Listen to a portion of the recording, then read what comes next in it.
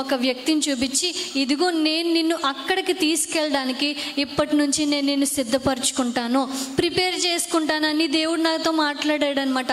నాకు అవేవి అర్థం కాలేదు. ఇదేంటి ఇలా కనిపిస్తుంది, ఇదేంటి ఇలా అనుకుని నేను వదిలేసాను అనమాట. విడిచిపెట్టేసిన తర్వాత అలా కొంచెం రోజులు అవుతూ ఉంటే దేవుడు ఒక్కొక్కటి మాట్లాడుతూ ఉన్నాడు. నేను నిన్ను మంచి ఉన్నతమైన కుటుంబంతో నేను నీకు సంబంధం కలుపుతాను, వాళ్ళు నీ దగ్గరికి వచ్చి నేను వివాహం చేసుకుంటారు, నువ్వేవేలకు తల్లి అవుతావు, కట్నం తీసుకోరు, నీ వివాహం అందరికీ మహిమకరంగా జరుగుతుంది, నీ వివాహం ద్వారా అనేక మంది వారి జీవితాల్లో దేవుడు నా జీవితంలో ఆయన చిత్తం జరిగించాలని ఒక మారు మనసు, ఒక ఇన్స్పిరేషన్గా ఉంటుంది నీ వివాహం అని చెప్పి ఇలా మాట్లాడుతూ ఉంటే నేను అనుకున్నాను, అయ్య బాబు ఇదేంటి, నాకేమో ఏం అర్థమయ్యాయి కాదు, నా ఊహంతా చెడిపోయిందేంటి, నాకేంటి పెళ్ళి కోసమే ఆలోచనలు వస్తూ ఉన్నాయి, నీ పెళ్ళి అలాగా నా పెళ్ళి అంటే నా తలంపులు అసలు మంచిగా లేవు ప్రభువా, నన్ను క్షమించు ప్రభువా, నా తలంపులను పరిశుద్ధపరచని ప్రార్థన చేసుకుంటా ఇంకా వచ్చేసేవన్నమాట. నేనేం చేశానంటే ప్రార్థన చేయడం మానేశాను. ప్రార్థన చేస్తే ఇలాగే వస్తున్నాయని చెప్పేసి ప్రార్థన చేయడం మానేస్తే దేవుడికి ఒక దారే ఉంటుందండి, దేవుడికి చాలా దారులు ఉంటాయి. ప్రార్థన చేయడం ఆపేస్తే టీవీ ఆన్ చేస్తే చాలు దేవుడు మాట్లాడేసేవాడు. నీ పట్ల దేవుడు ఒక గొప్ప కార్యం జరిగిస్తాడు, వేలు వేసి ఒక చెవులు గింగురుమనేలా ఒక కార్యం జరిగిస్తాడని దైవ సాకుల ద్వారా, మా తల్లిదండ్రుల ద్వారా, లేకపోతే టీవీ ఆన్ చేస్తే ఏం ఆన్ చేసినా సరే అదే మాట్లాడేవాడు అనమాట. అప్పుడు నేను అనుకున్నాను, ఇది నిజంగా దేవుడి నుండి వచ్చిన మాట అని చెప్పి ఆ రోజు నుంచి మొదలుపెట్టాను. వాగ్దానం ముందు పెట్టుకుని ప్రార్థన చేయడం, ప్రభువా నన్ను నీ సేవకు ఎన్నుకుంటాను అంటున్నావు కదా, నేను నీ సేవ చేయడానికి కావలసిన ప్రతి ఒక్క గుణం నాకు దయచి, అనేక మందికి తల్లిగా చేస్తానన్నావు కదా, తల్లి ఎలా అయితే ప్రేమిస్తుందో, తల్లి ఎలా అయితే తన బిడ్డకి తినిపిస్తుందో, తల్లి ఎలా అయితే ఒక బిడ్డ మంచి క్షేమాలు చూసుకుంటుందో అట్టి మనసును నాకు దయచి అని చెప్పి అప్పటి నుంచి నేను ప్రార్థన చేసుకోవడం మొదలుపెట్టాను. ప్రార్థన చేసుకుంటున్నాను. చాలా సంబంధాలు వస్తూ ఉండే కానీ అవి ఏవి దేవుడి చిత్తం కాదని చెప్పేసి దేవుడు మాతో మాట్లాడేవాడు. అవి మేము పక్కన పెట్టేసేవాళ్ళమాట, వద్దని చెప్పేసేవాళ్ళు. అలా కొన్ని రోజులు అయ్యేసరికి ఏమైందంటే, నన్ను మండపేట దగ్గర ఇప్పనపాడు అనే ప్రాంతంలో నన్ను వాక్యం చెప్పడానికి పిలిచారనమాట. ఉపవాస కూడికల్లో వాక్యం చెప్పడానికి పిలిస్తే ఆ ఉపవాస కూడికలకి అమ్మ కూడా వచ్చారనమాట. అమ్మ కూడా ఒక విషయం చెప్తాను, బాగా గుర్తుపెట్టుకోండి. మా మమ్మీనేమో మమ్మీ అంటాను, మా అత్తయ్య గారు అనడానికి కూడా చాలా దారుణంగా ఉంది నాకు. అత్తయ్య గారినేమో అమ్మ అంటాను అనమాట. అమ్మ అంటే ఎవరు? అమ్మ. సరేనా? అయితే నన్ను కూడా పిలిచారు ఆ మీటింగ్కి, అమ్మను కూడా మీటింగ్కి పిలిచారు. అయితే ఆ మీటింగ్ పాంప్లెట్ మాకు పంపించారనమాట. ఆ మీటింగ్ పాంప్లెట్ పంపిస్తే ఆ మీటింగ్ పేపర్లో కొన్ని ఫోటోలు ఉన్నాయి. ఎవరి ఫోటో అంటే అమ్మ ఫోటో, నా ఫోటో పక్కనే ఉన్నాయన్నమాట ఫోటోలు. ఆ ఫోటో పంపించిన వెంటనే నేను అమ్మని చూశానమాట. అమ్మని చూసిన తర్వాత అబ్బాయి ఎంత బాగున్నారు ఈ పాస్టర్ గారు, చాలా అందంగా ఉన్నారని చెప్పేసి అప్పటి నుంచి ప్రేమించడం మొదలుపెట్టాను అనమాట అమ్మనే.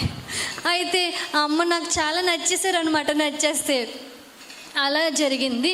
దేవాని ప్రార్థన చేసుకున్నాను. ఏమనంటే, ప్రభువా అక్కడ వాక్యం చెప్పడానికి పిలిచారు కదా, ఏం చెప్పమంటావు నీ పిల్లలకని ప్రార్థన చేసుకుంటా ఉంటే దేవుడు ఒక అంశం ఇచ్చాడనమాట. ఏంటంటే, దేవుడితో ఉన్న తీగలన్నీ ఎలా ఫలిస్తాయో, దేవుడితో లేని తీగలు, దేవుడితో అంటు కట్టబడలేని తీగలు ఎలా అయితే నాశనం అయిపోతాయో అది చెప్పమని దేవుడు నాకు ప్రేరేపణించాడు. అయితే నేను వాక్యం అంతా సిద్ధం చేసుకున్నాక ఒక పాట గుర్తొచ్చింది అనమాట. నాకు ఒక పాట గుర్తొస్తే ఆ పాట కోసం యూట్యూబ్లో సెర్చ్ చేస్తున్నాను అనమాట. ఏం పాట అంటే ఆ పాట, అంజూరా చెట్టు వలే అందముగా ఉన్నావా.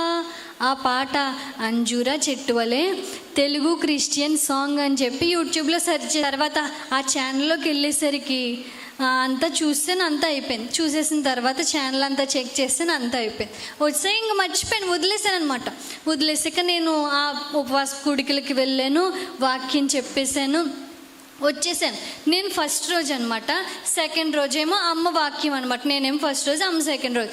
వాక్యం అయితే అమ్మ వాక్యం కదా, అయితే అమ్మ అంటే నాకు ఇష్టం కదా, మరి అయితే అమ్మ వాక్యం, అమ్మ అసలు ఏం చెప్తారని చూడడం కోసం లైవ్ ఆన్ చేశాను అనమాట. ఆ సెకండ్ రోజు లైవ్ ఆన్ చేయడంతో అన్నయ్య వర్షిప్ చేస్తున్నారన్నమాట. బ్రదరు వర్షిప్ చేస్తూ ఉంటే ఇంకా ఈ బ్రదర్ని ఎక్కడో చూసాను అనుకున్నాను. ఎక్కడ చూశాను, ఎక్కడండి, పాట పాడుతున్నారు కదా, అవునని చెప్పేసి మా మమ్మీతో, మమ్మీ ఈ అన్నయ్యని ఎక్కడో చూశాను మమ్మీ అని చెప్పి యూట్యూబ్ హిస్టరీలోకి వెళ్ళిపోయి మొత్తం ఎతికేసి, ఇదిగో మమ్మీ అని చెప్పేసి చూపించేస్తే ఓకే, అక్కడతో కూడా అయిపోయింది. వదిలేసిన తర్వాత డిసెంబర్ నెలలో 31 డిసెంబర్ నెలలో ఏమైందంటే పీటర్ గారు అని చెప్పి ఒక దైవజనుల చర్చ్లో మీటింగ్స్ జరుగుతూ ఉన్నాయన్నమాట. మీటింగ్స్ జరుగుతూ ఉంటే ఆ మీటింగ్స్ మేము కూడా పాల్గొన్నాం, మా మమ్మీ నేను కూడా పాల్గొన్నాం అనమాట. ఎందుకంటే అప్పుడు మా చర్చ్లో కూడా మీటింగ్స్ జరుగుతున్నాయి.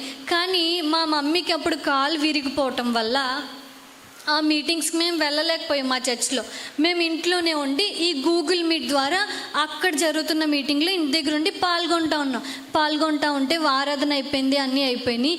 సాక్ష్యం చెప్తూ ఉన్నారనమాట. ఒక వ్యక్తికి సాక్ష్యం చెప్తా ఉంటే సాక్షువులు అస్తమానం ఏమంటున్నారంటే స్వరూప్ చెక్కం అంటున్నారు. అయ్య బాబు, ఇంత బాగుంది ఈ సాక్ష్యం వింటుంటే చాలా ఇన్స్పిరేషన్గా ఉంది, చాలా ఇదిగా ఉంది కదా. అసలు ఈ స్వరూప్ చెక్కం ఎవర్రా అని చెప్పి ఎక్కడికి వెళ్ళాం, మళ్ళీ మీకు బాగా తెలిసిపోయింది, యూట్యూబ్లోకి వెళ్ళామన్నమాట. మళ్ళీ స్వరూప్ చెక్కం అని కొట్టినంటే మళ్ళీ ఎవరు వచ్చారు, అన్నయ్య వచ్చారు. మళ్ళీ పాట పాడిన అన్నయ్య, ఆరాధన చేసిన ఆ బ్రదర్, మళ్ళీ ఆ బ్రదరే వచ్చారు. ఇదేంట్రా బాబు ఇంతలా వచ్చిందేంటి అని చెప్పేసి అయిపోయింది, అక్కడితో అయిపోయింది. తర్వాత జనవరి 31న మా చర్చ్లో యూత్ మీటింగ్ జరిగిందనమాట. యూత్ మీటింగ్ అని చెప్పేసి దైవజనులు పీటర్ గారిని మేము వాక్యం చెప్పడానికి పిలిచామన్నమాట. పిలిస్తే ఆయన అన్నారు, నేను వాక్యం చెప్తానండి, నా ముందు ఒక అబ్బాయి సాక్ష్యం చెప్తాడు, చాలా బాగా చెప్తారు, మంచి సాక్ష్యం, యవనస్తులు వింటే చాలా బలపడతారు అని చెప్పినప్పుడు సరే అండి అని చెప్పేసి తీసుకొచ్చారు.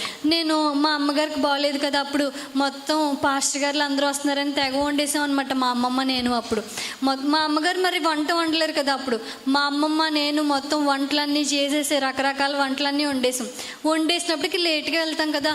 చర్చిలోకి వెళ్ళేసరికి నేను అక్కడ చూసినన్ని ఎక్కడ వచ్చారు, ఇప్పుడు మా చర్చిలోకి వస్తే నా గుండె అలా జారిపోయింది అనమాట సడన్గా.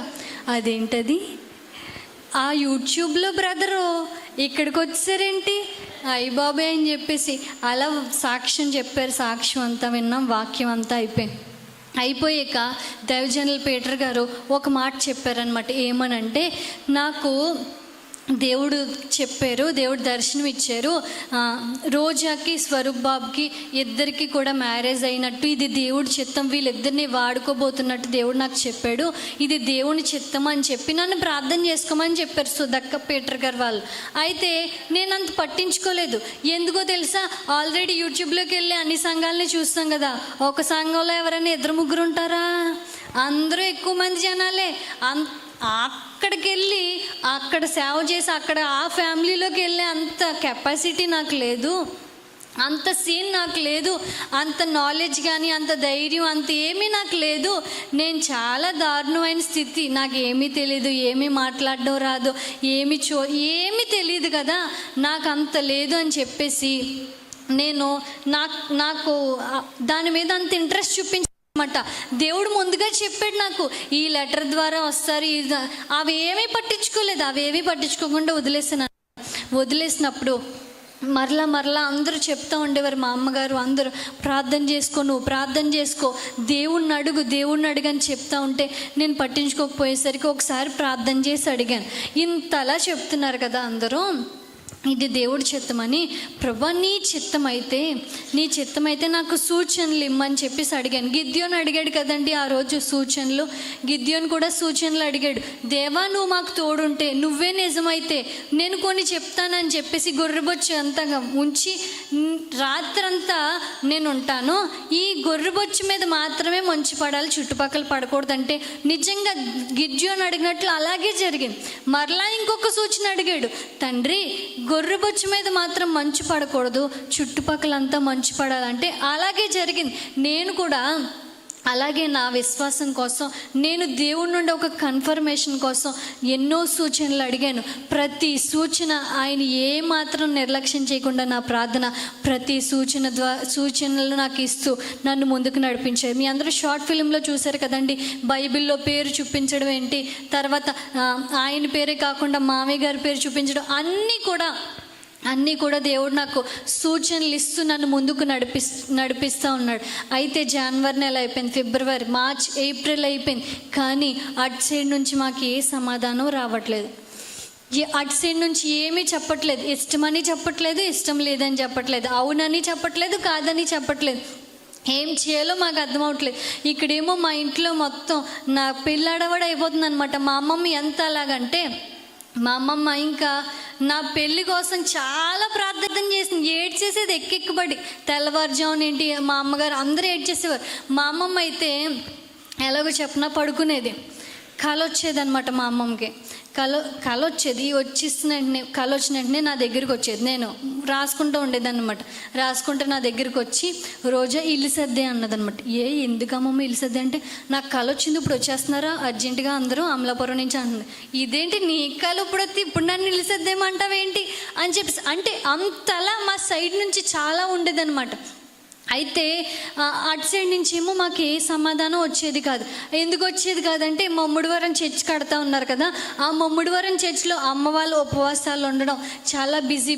మావయ్య గారు ఇంకా పొద్దున్న లేచి ఇంకా అక్కడే ఉండిపోవడం, అవి తాడపడం, అవన్నీ పనులు చూసుకోవడం, బిజీగా ఉండిపోయేసరికి ఇంకా మమ్ముడివారం చర్చ్, మేమేమో ఇక్కడ చాలా ఇదిగా అయిపోయే వాళ్ళం అనమాట. ఇంకా చెప్పట్లేదు ఏంటని చెప్పేసి ఈలోగా కొన్ని సంబంధాలు వస్తూ ఉండేవి మా దగ్గరికి. సేమ్ ఇలాగే కట్నం తీసుకోమని చెప్పేసి, మీ అమ్మాయిని ఇవ్వండి అని చెప్పేసి చాలా సంబంధాలు వస్తూ ఉంటాయి. ఈ సంబంధానికి ఒప్పుకుందామంటే ఈ సంబంధం దేవుడి చిత్తం కదా, ఈ దేవుడి చిత్తం కోసం ఎదురు చూసేవాళ్ళు. ఎదురు చూస్తేనేమో మాట వచ్చేది కాదు. అలా జరుగుతుంటే ఒకరోజు మా అమ్మగారికి బీపీ పెరిగిపోయి నా కోసం టెన్షన్ వల్ల హాస్పిటల్లో కూడా జాయిన్ అయిపోయేవారు అనమాట. చాలా హై బీపీ పెరిగిపోయింది. 2-3 సార్లు హాస్పిటల్లో కూడా అడ్మిట్ అయిపోయేవారు. అంతలా టెన్షన్ పడిపోయేవారు అనమాట. నా వల్ల ఎంతమంది టెన్షన్ పడుతున్నారంటే, మా మమ్మీ, మా డాడీ, మా తమ్ముడు, మా అమ్మమ్మ, ఇంకెవరంటే మాకు సమాధానం చెప్పలేక ఇక్కడ మామయ్య గారు, అమ్మ, ఈయన, తర్వాత పీటర్ గారు, అక్కడ మమ్మల్ని ఆపలేక పీటర్ గారు, సుధక్క, సత్యపాస్టర్, ఇంకా చాలామంది, అంతమంది ఎవరి వల్ల టెన్షన్ పడిపోతున్నారు? నా వల్ల ఎంతమంది టెన్షన్ పడిపోతున్నారు కదా, ఎంతమందిని టెన్షన్ పెట్టేస్తున్నాను కదా అని చెప్పేసి ఒకరోజు శుక్రవారం ఉపవాసం ఉండి చర్చిలో ఉండి ఆలోచిస్తున్నాను. ఎంతమందిని నేను టెన్షన్ పెట్టేస్తున్నాను, అదే ఇంతమంది నా కోసం టెన్షన్ పడుతున్నారు కదా, అదే నేనే లేకపోతే వీళ్ళకి ఏ టెన్షన్ ఉండదు కదా, వీళ్ళకి ఏ బాధ ఉండదు, మా మమ్మీ ఆరోగ్యంగా ఉంటారో, అటు సైడ్ వాళ్ళు కూడా ఆన్సర్ చెప్పడానికి ఏ టెన్షను, ఏ మాటను ఎత్తుక్కోవసరం లేదు కదా. నేనే చచ్చిపోదాం, మా చర్చి 3 అంతస్తులు ఉంటుంది అనమాట, చర్చి మించి దూకేద్దాం, చచ్చిపోదాం అని చెప్పేసి, ఇంకా చచ్చిపో అని చెప్పేసి సాతాను నన్ను చాలా విధాలుగా ప్రేరేపిస్తూ ఉంది. అప్పటికే ఉపవాసం ఉన్నాను, ప్రార్థన చేసుకున్నాను, కిటికీ పక్కనే కూర్చున్నాను. చచ్చిపో అని ప్రేరేపిస్తూ ఉంటే ఏడుపు వచ్చేస్తూ ఉంది నాకు. ఇదేంటి ప్రభువా, నేను 24లోనే కాదు దేవుడి కోసం ఎదురు చూసింది, ఆయన చిత్తం కోసం 5 సంవత్సరాల నుంచి ఎదురు చూస్తూ ఉన్నాను. దేవుడు నాతో చెప్పిన వాగ్దానం చేసిన నాటి నుండి ఎదురు చూస్తూనే ఉన్నాను. ఏ రోజా, ఎప్పుడు వస్తారు, ఎప్పుడో జరుగుతుందని చెప్పి ఎదురు చూస్తూనే ఉన్నాను. ఇదంతా జరిగేసరికి ఎంతమందిని నేను టెన్షన్ పెట్టే బదులు చచ్చిపోదాం, ఎంత ప్రభా నా పరిస్థితి ఇంతలా అయిపోయింది, ఎంతలా దారుణంగా అయిపోయింది. అందరూ నా వల్ల, నా మనసు ఎలాంటిదంటే, నా వల్ల ఎవ్వరూ బాధపడకూడదు, వాళ్ళు హ్యాపీగా ఉండడం కోసం నేనన్నా బాధపడిపోతాను, కానీ నా వల్ల ఎవరు నొప్పించకూడదని చెప్పి నా మనసు, అది నా అలవాటు అనమాట. నేనన్నా బాధపడిపోయినా పర్లేదు, ఎవరు నా వల్ల అస్సలు నలిగిపోకూడదని నా ఉద్దేశం. కానీ ఇక్కడ జరుగుతుంది ఏంటి, నా వల్ల వాళ్ళ కింద మీద పడిపోయి సతమతం అయిపోయి నలిగిపోతున్నారు. అందరూ ఇటు సైడ్ అటు సైడ్ అందరూ నలిగిపోతూ ఉన్నారు. ఇంత కాదని చెప్పేసి ప్రార్థన చేసుకుంటూ ఉంటే దేవుడు మాట్లాడుతూ ఉన్నాడు. ఏమనో తెలుసా, రోజా, ఎంత దాకా తీసుకొచ్చింది నేను నిన్ను ఇక్కడతో వదిలేయడానిక, ఎంత దాకా తీసుకొచ్చింది నిన్ను. చచ్చిపోతే నేను చూడ్డానికా? లేదు లేదు, ఎంత దాకా తీసుకొచ్చింది దేవుడిని, ఇక ముందు కూడా తీసుకువెళ్తాను. నిజంగా ఎంత దాకా ఎలా తీసుకొచ్చాడో తెలుసా? కొన్నిసార్లు ఇది జరగదేమో అని చెప్పి చాలా ఇదైపోయేదాన్ని, భయపడిపోయేదాన్ని, టెన్షన్ వచ్చేసేది. ఇది అసలు అవ్వదు. ఎందుకంటే వాళ్ళు ఎక్కడో కొండ మీద ఉన్నారు, ఆ కొండ కింద మట్టి దగ్గర ఉన్నాను నేను. ఇది జరగదని చెప్పి టెన్షన్ వచ్చేసిన ప్రతిసారి అక్కడి నుంచి దేవుడు ఆయన నన్ను భుజాల మీద వేసుకుని ఎంత దాకా తీసుకొచ్చాడు. ఆయన ఎంత దాకా తీసుకొచ్చాడు. నేను అనుకున్నాను చాలా డౌట్లు వచ్చేసాయి అనమాట. ఎంత దాకా తీసుకొచ్చాను అంటున్నాడు కదా. నేను అనుకునేదాన్ని, నాకేం డౌట్ వచ్చేదంటే, దేవుడు నన్ను కాకుండా వేరొక వ్యక్తిని రీప్లేస్ చేసాడేమో, నన్ను కాకుండా వేరొక వ్యక్తిని మార్చేసాడేమో సడన్గా. నేను కాదులే అనుకున్నాను. మరలా దేవుడు స్వరం అంటుంది కదా, ఎంత దాకా తీసుకొచ్చింది రీప్లేస్ చేయడానిక, నిన్ను కాకుండా వేరొకరు పెట్టడానిక. ఎంత దాకా నా కోసం నువ్వు ఎదురు చూసావు. ఈ నిరీక్షణ నిన్ను సిగ్గుపరచదు. ఎంత దాకా తీసుకొచ్చింది దేవుడిని అవమానపరచడానిక, ఎంత దాకా తీసుకొచ్చింది నిన్ను నవ్వుల పాలు చేయడానిక. దేవుడు నాతో మాట్లాడాడు. అలాగ నేను చాలా బలం పొందేసుకున్నాను. చాలా ఏదో తెలియని ధైర్యం నా నరాల్లో ప్రవహించిందనమాట ఆ రోజు. ఈరోజు దేవుడు మీతో కూడా చెప్తున్నాడు, ఎంత దాకా తీసుకొచ్చిన దేవుడు మిమ్మల్ని వదిలేడు. ఇల్లు స్థలం కొనిపించిన దేవుడు ఇల్లు కట్టకుండా వదిలేస్తాడా? ఇల్లు ఎంత నీరసం అంటే, నా వెంట్రుక నా మీద పడితే ఇలా పైకి తీసుకోలేనంత నీరసం. మనిషిని ఎలా ఉండేదాన్ని అంటే, మంచానికి అతుక్కుపోయేదాన్ని, మంచంలోంచి లేవలేక అసలు నడవలేకపోయేదాన్ని. నాకు ఏమైనా వాష్రూమ్కి వెళ్ళాల్సి వచ్చినా మా తమ్ముడు మా డాడీ నన్ను ఎత్తుకుని తీసుకువెళ్ళి వెళ్ళాల్సిన పరిస్థితి. నా మొహం అంతా చాలా లోపలికి మొత్తం మారిపోయింది అనమాట. చాలా సన్నంగా అయిపోయాను, నేను చాలా ఇదిగా అయిపోయాను. అయితే ఈ మీటింగ్కి ఎవరు వస్తున్నారు? ఎవరు వస్తున్నారండి? అమ్మ వస్తున్నారు. ఇప్పుడు అమ్మ చూడడం నన్ను ఫస్ట్ టైమా కాదా? ఇప్పుడు ఎంత నీరసం అయిపోయింది నన్ను చూసిన వాళ్ళు ఏమనుకుంటారు, ఇంకా అసలు వద్దని ఇంటికి, అవునా కదా? వెళ్ళిపోతారు. ఎందుకు అంటే first impression is best. First is best. ఆ ఫస్ట్లోనే మనకి చాలా దారుణం. అందరూ మేకప్లో బ్యూటీ పార్లర్కి వెళ్తే మన మేకప్ ఎలా అంటే సెలైన్లు ఎక్కించుకోవడం, అన్నం లేదు మనకి. చాలా 2-3 వారాల నుంచి అన్నం కూడా వెళ్ళలేని పరిస్థితి. లిక్విడ్స్ ఉంటాయి కదండి, జ్యూసులు, జావలు, ఆ జావ ఈ జావ తాగలేకపోయేదాన్ని. అలాగే తాగి పట్టించేవారు. అంటే నా అంతటి నేను కూడా తాగలేకపోయేదాన్ని అండి. పట్టించేవారు అనమాట, దగ్గరుండి పట్టించేవారు. అలాంటి పరిస్థితి. అయితే ఆ 24 గంటల ఆరాధనలో మార్నింగ్ అంతా అయిపోయింది. ఆ నైట్ నేను పడుకుంటే కొంచెం బెటర్గా ఉంటాను. లేదా మార్నింగ్ వస్తారనమాట. సెకండ్ రోజు మార్నింగ్ వస్తారు. నేను ఆ నైట్ పడుకుంటే కొంచెం నా మొహం అందంగా కనిపిస్తుంది, కొంచెం నేను బాగా ఉంటానని చెప్పి వెళ్ళి పడుకోలేదు.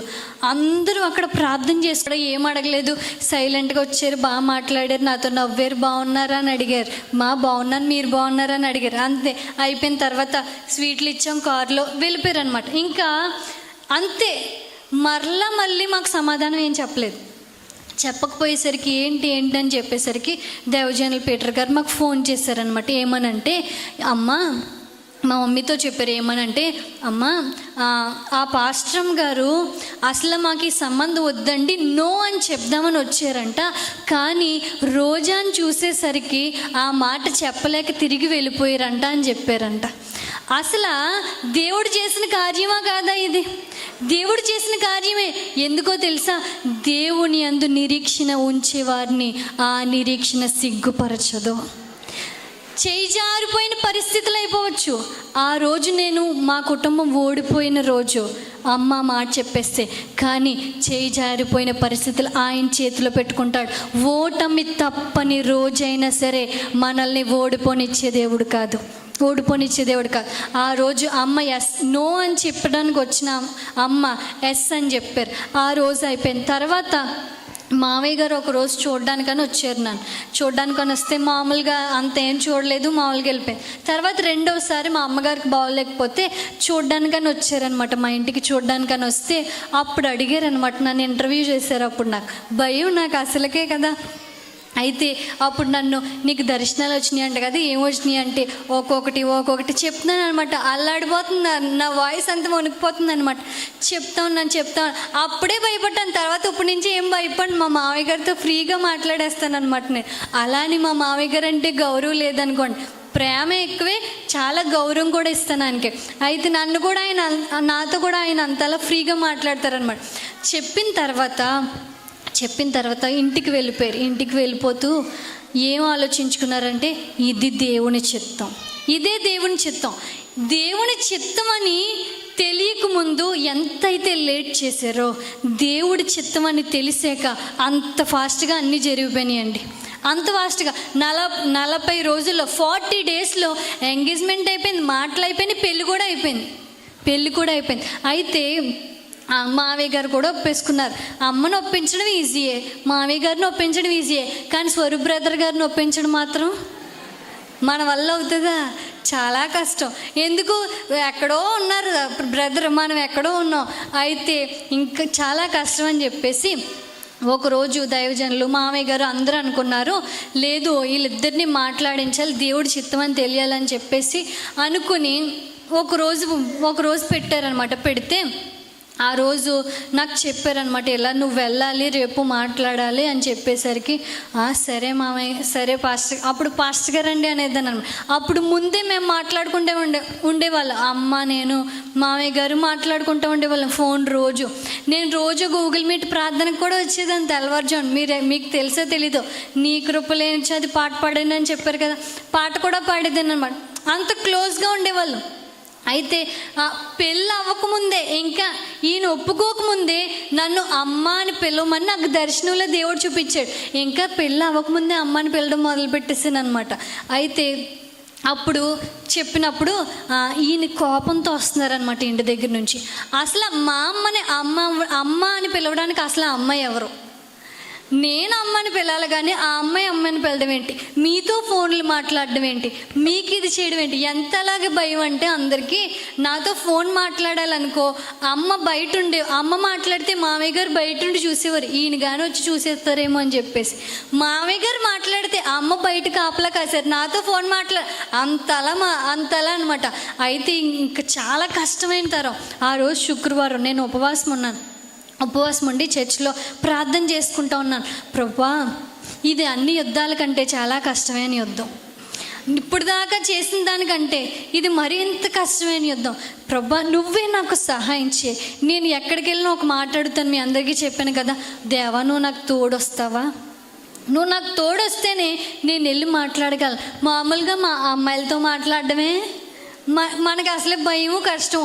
అది కూడా అది కూడా ఎవరో నేను మ్యారేజ్ చేసుకోబోయే వ్యక్తితో మాట్లాడడం ఇంకా కష్టతరం కదా అని చెప్పేసి నేను ప్రార్థన చేసుకుంటా ఉంటే దేవుడు ఒక మాట చెప్పాడనమాట. ఏమనంటే, రోజా నేను నీకు తోడొస్తాను, ఈసారి నేను నీకు తోడు రావడమే కాదు, నీకంటే ముందుగా వెళ్తాను. నీకంటే ముందుగా వెళ్ళి, యెషయా గ్రంథంలో ఒక వాక్యం ఉంటుంది కదా, నీకంటే ముందుగా వెళ్ళి ఎత్తైన స్థలాలన్నీ చదును పరుస్తాను, సంఖ్యలన్నీ విరగొడతాను అని ఒక మాట ఉంటుంది కదా. ఆ మాట ద్వారా దేవుడు నాతో మాట్లాడాడు, నేను నీకంటే ముందుగా వెళ్ళబోతున్నాను అని చెప్పి. అప్పుడు నా ప్రాణం కొంచెం తేలిగ్గా అయిపోయి నేను వెళ్ళాను అనమాట. వెళ్ళి ఆ సమయం వచ్చింది, మాట్లాడే సమయం. దైవజనులు అందరూ ఉన్నారు, నేను ఆయన కూడా ఉన్నాం అనమాట. మొహం కూడా చూడలేకపోతున్నాను, భయం వేసేస్తుంది నాకు అనమాట. ఎందుకు, చాలా సీరియస్గా ఉన్నారనమాట. ఏదో ఒకటి చేసి అట్టో మొక్క తేల్చేసి మొత్తం నాతో నో అని చెప్పేసి, బాబాయ్ వద్దురా బాబు నాకు ఈ సంబంధం అని చెప్పించడానికి నాతో వచ్చారనమాట. అయితే వచ్చేసరికి ఇంకా చెప్పారనమాట, అమ్మ నేను రిజెక్ట్ చేయడానికి నీలో ఒక్క క్వాలిటీ కూడా లేదు, నేను వద్దనుకోవడానికి ఏ అర్హత కూడా లేదు, నీలో ఏ తప్పు కూడా లేదు, కానీ నువ్వు చాలా మంచిదానివి, నేను చాలా మంచోడిని కాదు, నేను నీకు సరిపోను, నేను నీకు అసలు సరితోగును, మన ఇద్దరికి సెట్ అవ్వదు అని చెప్పేసి అంటే నేను ఒక మాట అన్నాను అనమాట. లేదండి, దేవుడు నాకు ఇదే దేవుడి చిత్తం అని చెప్పారు. మీ గతం ఎలా ఉన్నా నాకు అనవసరం, మీరు ఇప్పుడు చాలా ఆత్మీయంగా దేవుడి సేవలో వాడబడుతున్నారు కదా, మీరు ఇప్పుడు ఎలా ఉన్నది అనేది నాకు ముఖ్యం. తర్వాత నేను దేవుడి చిత్తం మాత్రమే చేయాలనుకుంటున్నాను. దేవుడు నన్ను ఎక్కడ దూకేమంటే అక్కడ దూకేస్తాను, ఎక్కడికి వెళ్ళమంటే అక్కడ. దేవుడి మాట తప్ప వేరొక మాట నా జీవితంలో జరగకూడదని నేను ఆశపడుతూ 5 సంవత్సరాలుగా ప్రార్థన చేసుకుంటూ దేవుడు నన్ను బలపరుస్తూ ఉన్నాడండి. 5 సంవత్సరాలుగా ఎదురు చూస్తూ ఉన్నాను దేవుడి చిత్తం చేయడానికి మాత్రమే అని చెప్పినప్పుడు ఆయన కూడా ఇంకా ఇది నాతో మాట్లాడాక నో అని చెప్దామన్న వాళ్ళు కాస్త ఏమైపోయింది, ఇప్పుడు ఏమైపోయిందండి, ఎస్ అయిపోయింది. అది కూడా నన్ను కలిసి నాతో మాట్లాడిన తర్వాత అప్పుడు అమ్మ వాళ్ళకి వెళ్ళి చెప్పారు, అమ్మ ఇది దేవుడి చిత్తం అని నేను నమ్ముతా ఉన్నాను.